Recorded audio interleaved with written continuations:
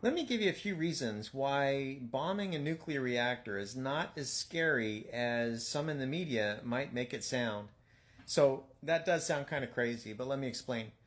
The reason why is that modern nuclear reactors are fitted with a containment. That containment, it's an outer shell that is designed to hold in the radioactivity if there was a core meltdown.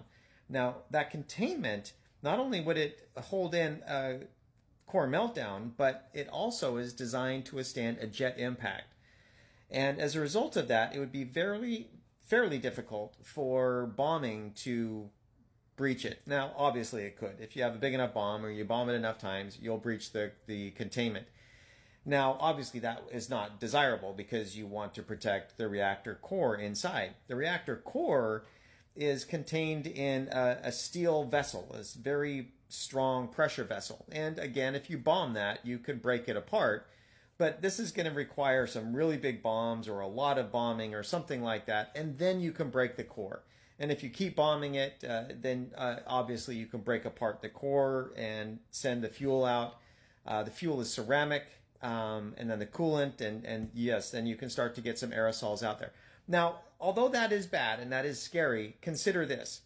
Chernobyl is probably the easiest to recognize horrible nuclear disaster that we know of. Now, that only killed a few dozen people, 31 or 32 people, somewhere in that range, right off the bat from acute radiation syndrome. And then it caused a few thousand cancers on top of that. So, although that's really bad, absolutely, unequivocally, that is really bad, that still meant that you got to live your life normal without effect for a decade or two before you got a cancer. And most of those cancers are treatable. So, yeah, with Chernobyl, you're going to kill potentially a few dozen people outright and then cause a few thousand cancers, assuming that you don't have a good emergency evacuation. Now, the nuclear power plant in Ukraine, if that were to get bombed, then yeah, you could have something similar to that, but you're not going to have a horrible emergency response. They would allow people to leave, and they're not going to hide it, so you're going to get a lot less cancers. The thyroid for sure. And you'll have an actual proper evacuation. So you'll have a lot less. And even if you didn't do that, think about this.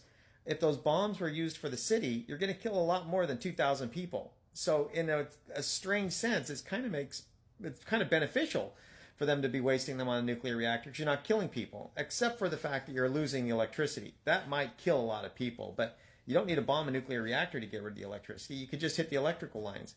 Anyway, if it's Chernobyl, it's not as bad as a conventional war. I mean, a couple thousand people is a small price to pay in a conventional war.